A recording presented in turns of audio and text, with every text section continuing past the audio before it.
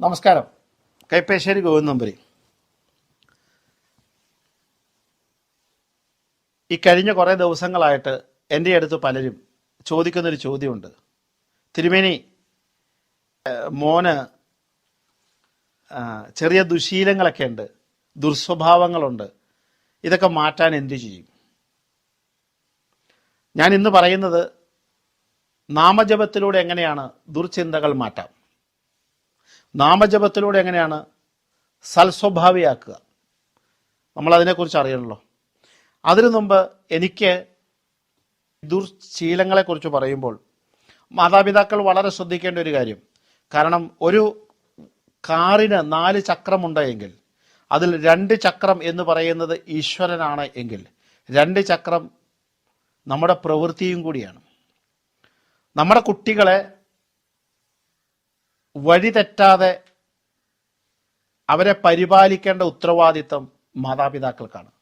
ഒരു ചെടി നമ്മൾ വെച്ച് കഴിയുമ്പോൾ ആ ചെടി വളയാതെ അതിന് തൊട്ടടുത്തൊരു കമ്പ് കെട്ടിവെക്കും എന്നതുപോലെ തന്നെ ഒരു വ്യക്തിയുടെ, ഒരു കുട്ടിയുടെ ഏറ്റവും ആദ്യത്തെ സമൂഹം എന്ന് പറഞ്ഞാൽ സ്വന്തം കുടുംബവും, ഒരു കുട്ടിയുടെ ഏറ്റവും ആദ്യത്തെ സുഹൃത്തുക്കൾ എന്ന് പറഞ്ഞാൽ സ്വന്തം കുടുംബാംഗങ്ങളുമാകുമ്പോൾ ആ സ്വന്തം കുടുംബത്തിൽ ഉണ്ടാകേണ്ടതായി നിൽക്കുന്ന, പരിപാവനമായി നിൽക്കുന്ന ആ അന്തരീക്ഷമാണ് ഒരു കുട്ടിയുടെ ശാശ്വതമായി നിൽക്കുന്ന വളർച്ചയ്ക്ക് കാരകത്വം വഹിക്കുന്നത്.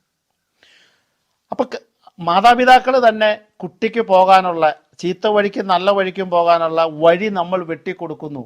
ആ വഴി വെട്ടിക്കൊടുക്കുന്നത് നല്ല വഴിക്ക് ആകേണ്ടതാണ് നമ്മൾ മാതാപിതാക്കളുടെ ഉത്തരവാദിത്വം. അവിടെ നമ്മൾ അവരെ കാണിച്ചു കൊടുക്കുന്ന വഴികളിലൂടെ അവർ സഞ്ചരിക്കുമ്പോൾ അവർ പോകുന്ന വഴിക്ക് എന്തൊക്കെ ഉണ്ടാകാം എന്ന് നമ്മൾ കുറച്ചെങ്കിലും മുൻകൂർ ധാരണയുണ്ടാവും. ഇന്ന് ഈ കലിയുഗത്തിൽ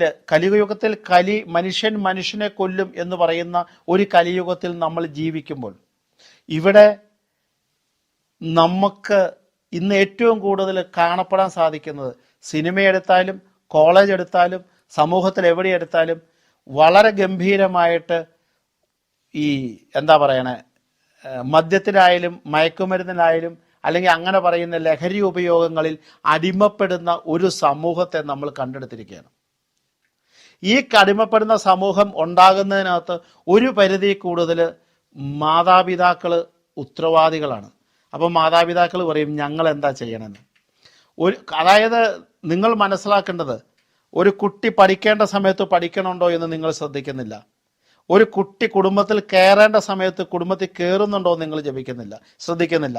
ഒരു കുടുംബത്തിൽ കുട്ടി എണീക്കുന്നതും വൈകുന്നേരം നാമം ജപിക്കുന്നതും വൈകുന്നേരം കിടക്കുന്നത് ഏത് സമയത്ത് എന്ന് അവൻ വൈകുന്നേരം റൂമിൽ കയറുന്നു, മൊബൈൽ ഓപ്പൺ ചെയ്യണു, അവൻ അങ്ങനെ ഇരിക്കുന്നു, 2 മണിക്ക് കിടക്കുന്നു, രാവിലെ ലേറ്റായി എണീക്കുന്നു. ഇത് പറഞ്ഞ ഒത്തിരി മാതാപിതാക്കളെ എനിക്കറിയാം. ഒന്ന്, ഈ മൊബൈലിൻ്റെ അല്ലെങ്കിൽ നമ്മൾ ഈ പറയുന്ന ഇതൊക്കെ വളരെ നല്ലതാണ്. ഇപ്പോഴത്തെ മൊബൈൽ ഫോൺ എന്നൊക്കെ പറയുന്നത് വളരെ നല്ലതാണ്. അത് അമിതോപയോഗമാവുമ്പോൾ അതിലൂടെ കിട്ടുന്ന സൗഹൃദങ്ങൾ വളരെ മോശമായ സിറ്റുവേഷനിലാണ് പോകുന്നെങ്കിൽ, അതിലൂടെ കിട്ടുന്ന കാര്യങ്ങൾ മോശമായ സ്വഭാവത്തെ ഉണ്ടാക്കുന്നെങ്കിൽ അത് ഏറ്റവും വലിയ മാരകമായൊരു വിഷമാണ് ഒരു കുട്ടിയുടെ ജീവിതത്തിൽ. രണ്ടാമത്, അനാവശ്യമായി നിൽക്കുന്ന രാഷ്ട്രീയ സഞ്ചാരത്തിലൂടെ സഞ്ചരിച്ച് അനാവശ്യമായ കൂട്ടുകെട്ടിലൂടെ പോയി അനാവശ്യമായുള്ള സാധനങ്ങൾ അല്ലെങ്കിൽ ലഹരികൾ നമ്മളിൽ ഉപയോഗിച്ച് മറ്റൊരാൾക്ക് വേണ്ടി നമ്മളെ ഉപയോഗപ്പെടുത്താൻ മറ്റൊരു കൂട്ടർ ശ്രമിക്കുമ്പോൾ അങ്ങനെയുള്ള കാര്യങ്ങളിൽ നമ്മുടെ കുട്ടികളെ അധികം ഇടപെടുത്താതിരുന്നതും നമ്മുടെ കഴിവുകൾ തന്നെയാണ്. 3, ഈ കുട്ടികൾ കൃത്യമായി ഭക്ഷണം കഴിക്കുന്നുണ്ടോ, കൃത്യമായിട്ട് നാമം ജപിക്കുന്നുണ്ടോ, കൃത്യമായി അമ്പലത്തിൽ പോകുന്നുണ്ടോ, സൽക്കർമ്മങ്ങൾ കുട്ടി വഴങ്ങുന്നുണ്ടോ, ഇതൊക്കെ നമ്മൾ ചിന്തിക്കേണ്ടത് നമുക്ക് അത്യന്താപേക്ഷിതമാണ്. അതുപോലെ തന്നെ അനാവശ്യമായി നമ്മളെ എതിർക്കുകയും നമ്മളെ പരിഹസിക്കുകയും നമ്മുടെ വാക്കിന് വിലയില്ലാതെ ഒരു കുടുംബ പരമ്പര ഉണ്ടാകുന്നുണ്ടെങ്കിൽ അതും നമ്മൾ ശ്രദ്ധിക്കണം. ഇതെല്ലാം എങ്ങനെ വരുന്നു എന്ന് ചോദിച്ചാൽ അതിനൊരൊറ്റ ഉത്തരമേ ഉള്ളൂ. നമ്മൾ മഞ്ഞളാണ് പറമ്പിൽ കുഴിച്ചിടുന്നത് എങ്കിൽ മഞ്ഞൾ തന്നെ നമ്മൾ അവിടുന്ന് കൊയ്യുന്നു. അപ്പം അതുകൊണ്ടാണ് ഞാൻ പറയണേ, മാതാപിതാക്കൾ കുട്ടികളെ ഭൗതികപരമായി ഇത്രയും കാര്യങ്ങൾ ശ്രദ്ധിക്കുമ്പോൾ ആത്മീയമായി ശ്രദ്ധിക്കേണ്ടത് എനിക്കും എൻ്റെ സന്തതി പരമ്പരയ്ക്കും നന്മ വരുത്തണം എന്നൊരു ഉദ്ദേശത്തോടു കൂടി, എനിക്കും എൻ്റെ പരമ്പരയും നല്ല രീതിയിൽ വളരണം എന്നൊരു ഉദ്ദേശത്തോടു കൂടി, എനിക്കുണ്ടാകുന്ന മക്കൾ സൽസ്വഭാവി വളർന്ന ഉദ്ദേശമല്ലേ. ഒന്ന് കുട്ടിക്കാലം തൊട്ട് അവരെ ഭക്തിമാർഗത്തിലേക്ക് കൊണ്ടുവരിക, കുട്ടിക്കാലം തൊട്ടേ നാമജപാദികൾ അവളെ ശ്രദ്ധിക്കപ്പെടുക, കുട്ടിക്കാലം തൊട്ടേ ക്ഷേത്രദർശനങ്ങളിൽ അവരെ കൊണ്ടുവരിക, ആത്മീയമായ ഉപദേശങ്ങൾ തരിക, ആത്മീയമായ സത്സംഗങ്ങളിൽ പങ്കെടുപ്പിക്കുക. അതുപോലെ തന്നെ മാതാപിതാക്കളും പ്രാർത്ഥന വേണം. മാതാപിതാക്കളും അതിൻ്റെ പ്രാർത്ഥനയിൽ നമ്മൾ നിൽക്കണം. ഇപ്പം കഴിഞ്ഞ ദിവസം ഞാനൊരു കുട്ടിയുടെ രാശി വെച്ചപ്പോൾ ഈശ്വരാധീനക്കുറവുണ്ട്. അമ്പലത്തിൽ പോവാറുണ്ടോ എന്ന് ചോദിച്ചപ്പോൾ ഒരു പെൺകുട്ടിയാണ്. അമ്പലത്തിൽ പോവാറുണ്ട്. ഞാൻ പറഞ്ഞു വളരെ കുറവാണ്. അപ്പോൾ ചിരിച്ചു, ഒന്നും മിണ്ടിയില്ല. അത് കഴിഞ്ഞ് നമ്മൾ കുറേ ഇവരൊക്കെ ഒന്ന് ദൈവാധീനം തെളിയാൻ പല അമ്പലങ്ങളിലേക്ക് രാശി വെച്ചിട്ട് പോലും പറ്റുന്നില്ല. അവസാനം ഒരു വഴിപാടൊക്കെ എഴുതിയുണ്ടാക്കി. അപ്പോൾ എഴുതിയുണ്ടാക്കി കഴിഞ്ഞ് കഴിഞ്ഞപ്പോൾ ഈ കുട്ടിക്ക് ഒരു മ്ലേച്ഛത്തരം തോന്നുക. അത് ഞാൻ അമ്പലത്തിൽ പോണില്ല എന്നറിഞ്ഞു. അമ്മയ്ക്കും മോക്കും അങ്ങ് പെട്ടെന്ന് തോന്നുക. അപ്പോൾ ഇവർ രണ്ടും സ്വയം ഇങ്ങനെ പുകഴ്ത്തിക്കൊണ്ടിരിക്കുക ഫ്രണ്ടിൽ ഇരുന്ന്. ഞങ്ങളത്ര അങ്ങനെയൊന്നും അല്ല തിരുമേനി, ഞങ്ങൾ ഭയങ്കര പോക്കുകാരാ. എത്ര ദിവസം? അല്ല പോകുന്നേ ആഴ്ചയിൽ. അല്ല അത് പോകണ്ട്, ഫ്രീ ആകുമ്പോഴൊക്കെ പോവും. എപ്പോഴാണ് ഫ്രീ ആവണേ? മാസത്തിൽ ഒരു ദിവസം. എന്നിട്ട് ഞാൻ വലിയ വിശ്വാസികളാണ് എന്ന് പറഞ്ഞ് അവർ നമ്മുടെ മുമ്പിൽ അവതരിപ്പിക്കുന്ന ആ മുഖം കാണുമ്പം എനിക്ക് സത്യം പറഞ്ഞാൽ സഹതാപമാണ് അവരോട് തോന്നാറ്. അങ്ങനെ ആകരുത് നമ്മൾ. ആഴ്ചയിൽ ഒരു 2-3 ദിവസമെങ്കിലും ക്ഷേത്രദർശനം നടത്തുന്നവനാണ് യഥാർത്ഥ ഭക്തൻ. ആഴ്ചയിൽ 2-3 ദിവസമെങ്കിലും തൊട്ടടുത്തുള്ള അമ്പലങ്ങളിൽ പോയി ഭഗവാനെ ഇത് ചെയ്ത കാര്യങ്ങൾക്ക് സമസ്താപരാധം പുറത്ത് എന്നെ അനുഗ്രഹിക്കണമെന്ന് പറയുന്നതാണ് ഒരു ഭക്തൻ. എൻ്റെ മക്കൾ നന്നാവണമെന്ന് പറഞ്ഞ് മാതാപിതാക്കൾ 2-3 ദിവസം അമ്പലങ്ങളിൽ പോവാം.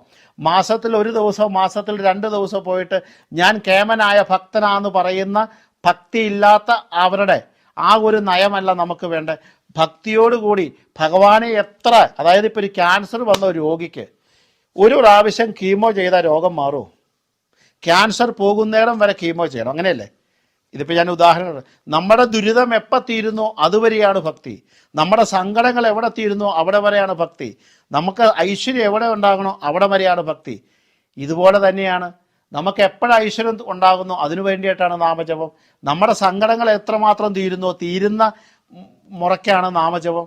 ഇതെല്ലാ കാര്യവും ഒരിക്കലും അവസാനിക്കുന്നില്ല, ജീവിതാവസാനം വരെയുള്ളതാണ്. അപ്പോൾ ഭക്തിയാണെങ്കിലും നാമജപമാണെങ്കിലും നമ്മൾ ചെയ്യേണ്ടത് ഇങ്ങനെ ആയെങ്കിൽ മാത്രമാണ് നമ്മുടെ പരമ്പര രക്ഷപ്പെടുകയുള്ളൂ. ഒരു കുട്ടി ഒരു ലഹരിക്ക് അടിമപ്പെട്ടതിന് ശേഷം അല്ലെങ്കിൽ ഒരു ലഹരിയുടെ കേസിൽ പെട്ടതിന് ശേഷം ഓടി വന്നിട്ട് ജ്യോതിഷൻ്റെ അടുത്ത് വന്നിട്ട് രാശി വെച്ചിട്ട് എന്താ ഇവളെ മാറ്റാൻ അല്ലെങ്കിൽ ഇവനെ മാറ്റാൻ എന്ന് ചോദിക്കണ എന്താ അർത്ഥം? ആ കുട്ടി 23-4 വയസ്സ് വരെ എനിക്ക് അമ്പലത്തിൽ പോകാൻ സമയമില്ല, അല്ലെങ്കിൽ എനിക്ക് ട്യൂഷനുണ്ട്, അമ്പലത്തിൽ കയറില്ല, വൈകുന്നേരം വരുമ്പോൾ ക്ഷീണമെന്നും പറഞ്ഞ് കുട്ടി ഉറങ്ങുമ്പോൾ അവൾ ഉറങ്ങിക്കോട്ടെ അവൻ ഉറങ്ങിക്കോട്ടെ എന്ന് പറഞ്ഞ് നാമം ജപിക്കാത്ത മാതാപിതാക്കൾ, ആ മാതാപിതാക്കൾ ഇവർക്കൊരു മോശമുണ്ടാകുമ്പോൾ, ഇവർക്കൊരു നാശമുണ്ടാകുമ്പോൾ ഓടി ജ്യോത്സ്യരെ കണ്ട് വഴിപാട് കഴിച്ചത് കൊണ്ട് ഒരു ബലവുമില്ല. കാരണം നമുക്കൊരു ചിട്ടി കൂടുന്നത് എങ്ങനെയാണ്? കുറച്ച് കാലം കഴിഞ്ഞ് ചിട്ടിക്കാശ് കിട്ടാനാ. ഇപ്പോൾ ഒരു വേളിക്ക് വേണ്ടി, വിവാഹത്തിന് വേണ്ടി, വീട് പണിക്ക് വേണ്ടി ചിട്ടി കൂടി, കല്ലിട്ടതിന് ശേഷം ചിട്ടി കൂടിയിട്ട് തറ പണിയാൻ കാശ് കിട്ടുമോ? ഇല്ല. എന്ന് പറയണ പോലെ തന്നെ നമ്മൾ ഇതിങ്ങനെ നിക്ഷേപിക്കുക. നമ്മളൊരു ബാങ്കിൽ അക്കൗണ്ടിൽ പൈസ ഇടുന്ന പോലെ നമ്മുടെ ഐശ്വര്യത്തെ, നമ്മുടെ ദൈവാധീനത്തെ, നമ്മുടെ പ്രാർത്ഥനയെ, നമ്മുടെ സുഹൃതത്തെ നമ്മൾ നിക്ഷേപിച്ച് പോവുകയാണ്. ഈ നിക്ഷേപിച്ച് പോയി കഴിയുമ്പോൾ അത് ആവശ്യാനുസരണം പരമ്പര ഇങ്ങനെ എടുത്തെടുത്ത് അവർ നന്മയിലേക്ക് പോകും. മനസ്സിലാവുന്നല്ലോ? സൽബുദ്ധി പറഞ്ഞു കൊടുക്കാത്ത, സൽ നാമങ്ങൾ പറഞ്ഞു കൊടുക്കാത്ത, സൽക്ഷേത്രങ്ങളിൽ ദർശനം ചെയ്യിപ്പിക്കാത്ത മാതാപിതാക്കൾ മക്കൾക്ക് ശത്രുവാണെന്ന് പണ്ട് ഏതൊരു പുസ്തകത്തിൽ വായിച്ച പ്രമാണം ഞാൻ ഓർത്തു പോവുക. നമുക്ക് ചെയ്യാവുന്ന ഏറ്റവും വലിയ, നമ്മുടെ ഈ കലിയുഗത്തിൽ, ഈ മോശമായി നിൽക്കുന്ന ഈ സംസാരത്തിൽ, ഈ മോശമായി നിൽക്കുന്ന ഈ അവസ്ഥയിൽ നമ്മുടെ പരമ്പര ഒരു ദുശീലങ്ങളിൽ പെടാതെ, ഒരു ദുർമാർഗത്തിൽ പെടാതെ, ഒരു ദുരിതമുള്ള കൂട്ടുകെട്ടിൽ പെടാതെ, അവരുടെ അബദ്ധസഞ്ചാരങ്ങളിൽ അവർ വരാതെ അവരെ സംരക്ഷിക്കാൻ കൃത്യമായി അവരെ പരിരക്ഷിക്കുക, കൃത്യമായി കുടുംബത്ത് വരുന്ന നിർദ്ദേശമുണ്ടാക്കുക, പ്രാക്ടിക്കലായി ചെയ്യുന്നതോടൊപ്പം അവരെ നല്ല ഈശ്വരഭക്തന്മാരാക്കുക. കുടുംബത്തിലുള്ള മാതാപിതാക്കളും മക്കളും നല്ല ഈശ്വരഭക്തികളും, അവിടെ ആ ഈശ്വര സാന്നിധ്യമുള്ള കുടുംബത്തിൽ, ഈശ്വര സാന്നിധ്യമുള്ള കുട്ടികളിൽ ഒരു അസന്മാർഗീയ പ്രവർത്തനവും ഉണ്ടാകില്ല, ഒരു മോശമായൊരവസ്ഥ ഉണ്ടാവില്ല, ഒരു കുട്ടികളും വഴിതെറ്റില്ല, ഒന്നും നടക്കില്ല. 10 മിനിറ്റ് നാം ശിവായി ജപിക്കുന്ന ഒരുത്തന്, ദക്ഷിണാമൂർത്തികാരകനായി നിൽക്കുന്ന, അഘോരമൂർത്തിയായി നിൽക്കുന്ന, മൃത്യുഞ്ജയമൂർത്തിയായി നിൽക്കുന്ന നമശിവായി ജപിക്കുന്ന ഒരുത്തന്, ആ നമശിവായി ജപിക്കുമ്പോൾ അവന് കിട്ടുന്ന അനുഗ്രഹത്തിലൂടെ, അവന് കിട്ടുന്ന ബുദ്ധിയിലൂടെ അവൻ എവിടെ പോകാനും എങ്ങും പോവില്ല. ഏറ്റവും വലിയ പെയിൻ കില്ലറാണ് നമഃശിവായ നാരായണ നമുക്ക്. അപ്പം അതുകൊണ്ട് നമ്മുടെ കുട്ടികൾക്ക് അസന്മാർഗീയമായ ചിന്തകൾ വരുന്നുണ്ടെങ്കിൽ അവിടെ വേറെ അസംശയമൊന്നും വേണ്ട, ഒരു സൈക്കോളജിസ്റ്റും വേണ്ട, ഒരു ആശുപത്രിവാസവും വേണ്ട, ഒരു ജ്യോതിഷനും വേണ്ട. അമ്പലപ്പോക്കും അമ്പലത്തിലെ ദർശനവും നാമജപവുമാണ് ഏറ്റവും പ്രധാനം. അതിൻ്റെ മാക്സിമം എത്തുക. നമ്മൾ പോകുന്നത് കേമാണെന്നല്ല ചിന്തിക്കേണ്ടത്, കേമാകുന്നിടം വരെ നമ്മൾ പോകുക. ഞാൻ ഒരു ദിവസമേ പോകുള്ളൂ, അതുകൊണ്ട് ഞാൻ കേമനാണെന്നല്ല. ഞാൻ കേമനാകുന്ന എന്നാണോ അന്ന് വരെ ഭഗവാന്റെ പാതാരബിന്ദങ്ങളിൽ ഞാൻ പോകും എന്ന പ്രാർത്ഥനയോടെ നാമജപാദികളിലേക്ക് കിടക്കുക.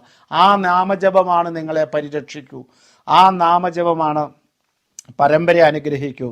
ആ ക്ഷേത്ര ദർശനമാണ് നിങ്ങളുടെ പരമ്പരയെ സംരക്ഷിക്കുള്ളൂ. അതുകൊണ്ട് ക്ഷേത്ര ദർശനവും നാമജപവുമാണ് ഈ പറയുന്ന ചിന്തകളിൽ നിന്നുള്ള മോചനം, അല്ലെങ്കിൽ ദുഷ്പ്രവൃത്തികളിൽ നിന്നുള്ള മോചനം, അല്ലെങ്കിൽ സൽബുദ്ധിയിലേക്കുള്ള കവാടം. അങ്ങനെയാണ്. നമസ്കാരം.